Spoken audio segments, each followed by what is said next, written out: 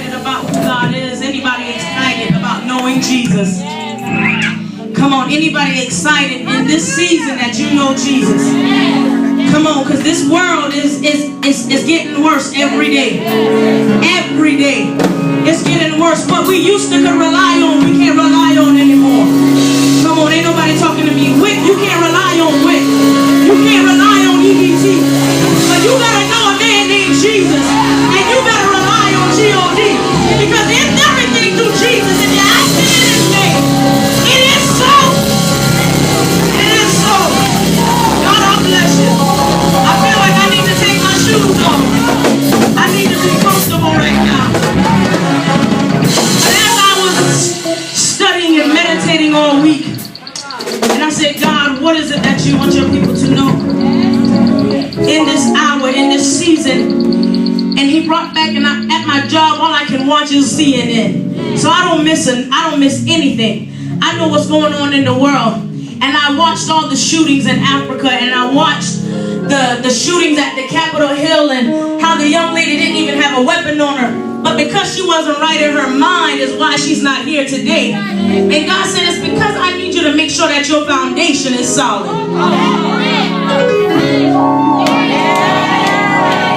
I need you to make sure that your foundation is solid.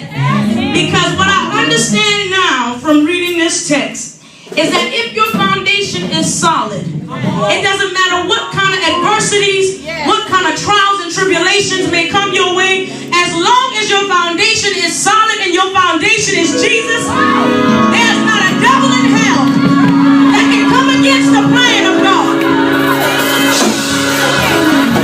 God, I bless you.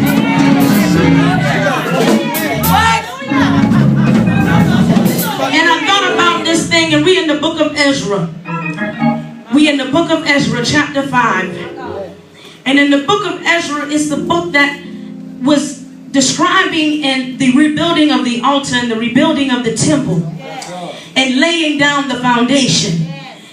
And it's a book about how the exiles, the Israelites, were brought out of captivity and how they were brought from Babylon back to their roots, back to their ground, to their original place, where they had a temple built.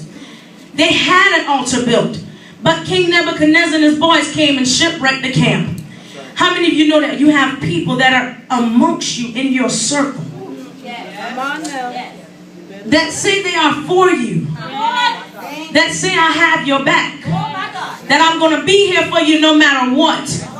But how many of you know they're riding off of your anointing and they're riding off of your glory? Because they see where you're going before you even see. Because all they see is the little bit of residue you leave behind when you leave the place. But the foundation. I thank God for Ezra in this book. And I thank God because it didn't matter all the adversities and all of the trials and tribulations that they were faced. The Israelites didn't stop. The show kept moving.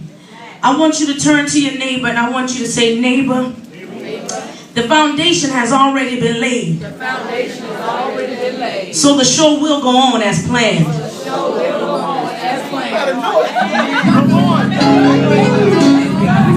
I'm reminded of a little story about the 3 little pigs and the big bad wolf. In that story, there's 3 little pigs who were going off and leaving home. And they had to go out into the real world. And they had to build themselves a house. The first little pig built his house with sticks. Sticks ain't gonna last. And the wolf said, I'm gonna huff and I'm gonna puff and I'm gonna blow your house down. Then the second pig built his house of straw. Straw's not gonna last. I don't care how much dirt, and you can wet dirt and it get a little hard for the moment. But let a good shower come through and it's going to go away. So he huffed and he puffed and he blew that house down. Then the third little pig got a little smart. See, y'all need to start paying attention to the examples that are set before you. You don't have to experience or go through what I went through if you just follow my instructions that I left. The tears that I cry, you don't have to cry. The sleepless nights that I have, you don't have to have. If only you would just pay attention to the signs. That what I tried before you, it ain't gonna work. So the last little piggy said, well, these ain't work for my two brothers. Something got to work. So he said, I got to find something stronger that this bad wolf can't get in. So he went on and got him some brick.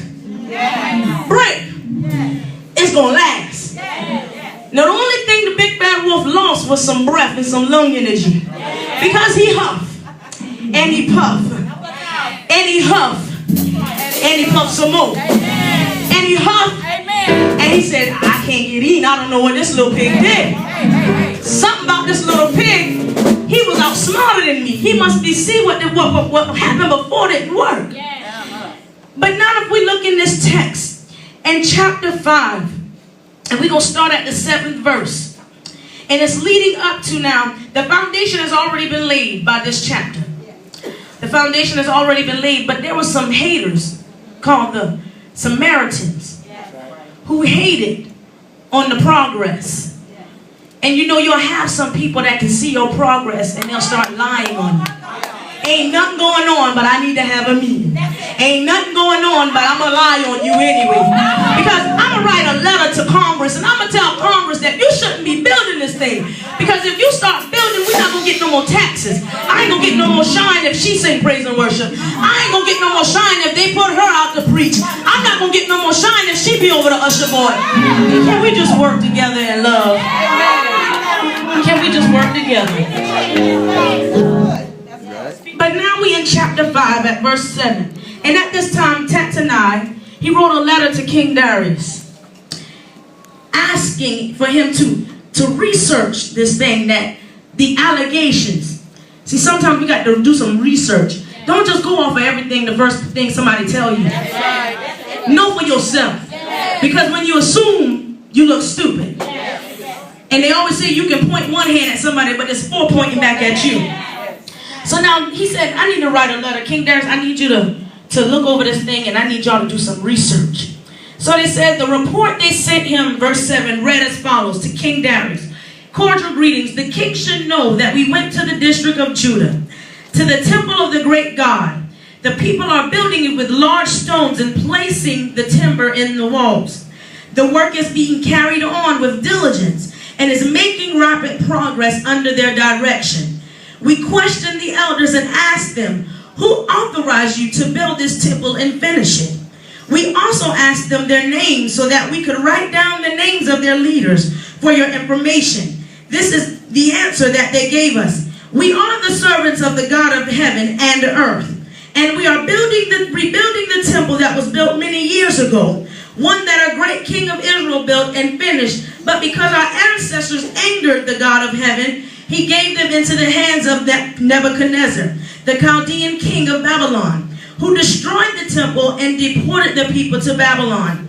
However, in the first year of Cyrus, king of Babylon, King Cyrus issued a decree to rebuild this house of God.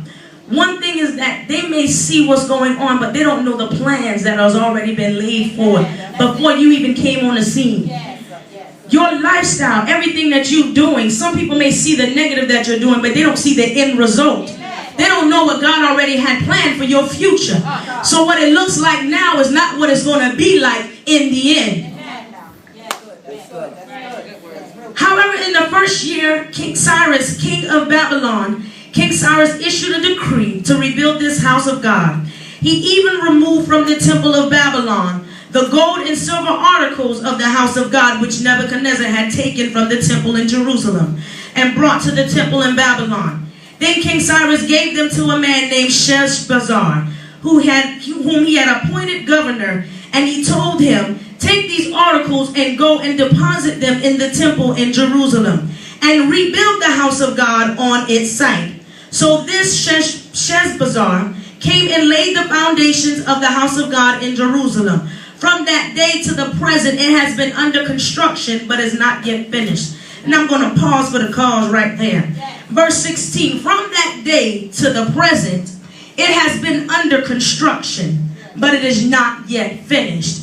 How many of you know that you're still under construction and you're not yet finished? That's why I said the foundation has been laid when you place your mark on the earth.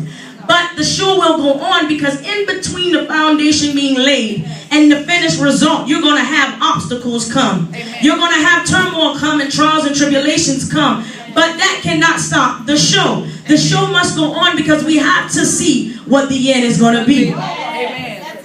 Verse 17, now if it pleases the king, let a search be made in the royal archives of Babylon to see, in fact, if King Cyrus did issue a decree to rebuild this house of God in Jerusalem. Now let him send us his final decision.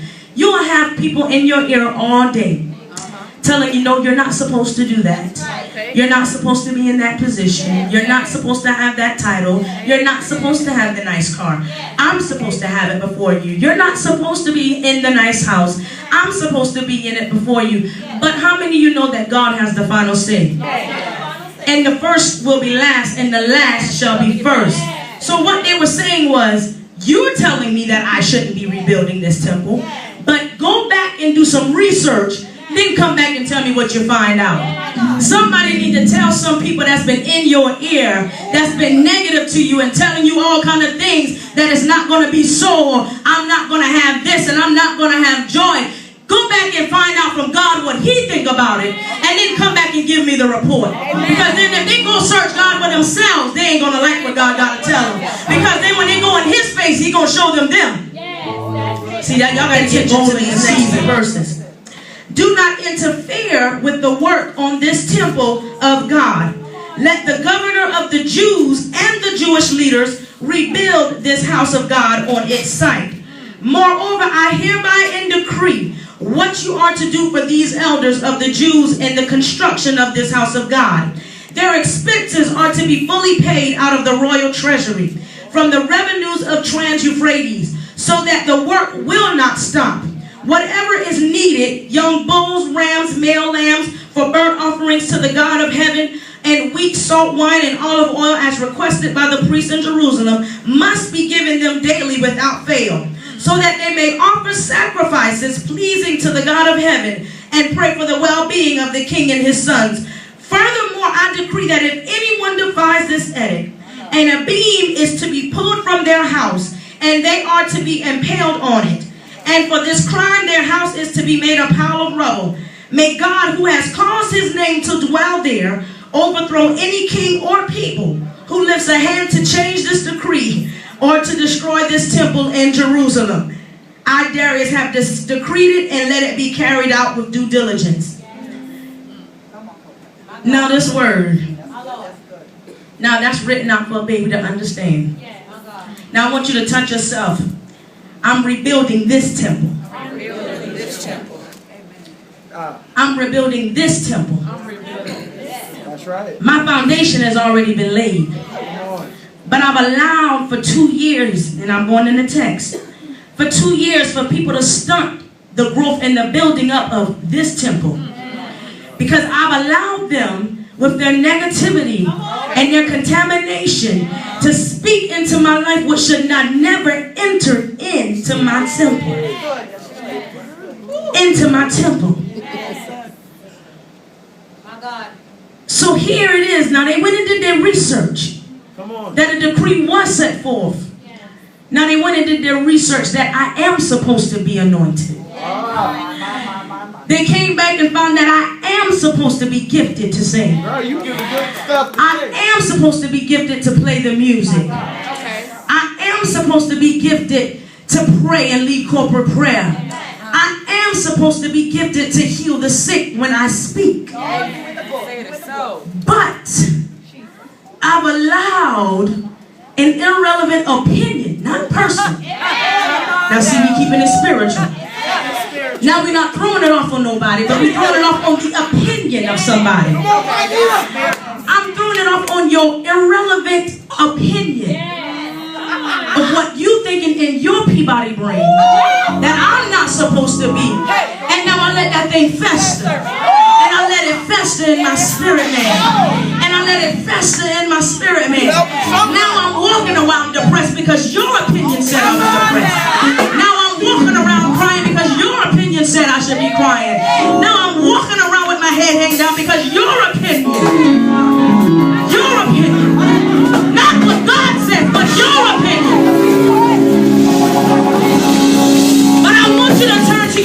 Say, neighbor, as much as I love seeing your face, as much as I love you, your opinion don't matter to me.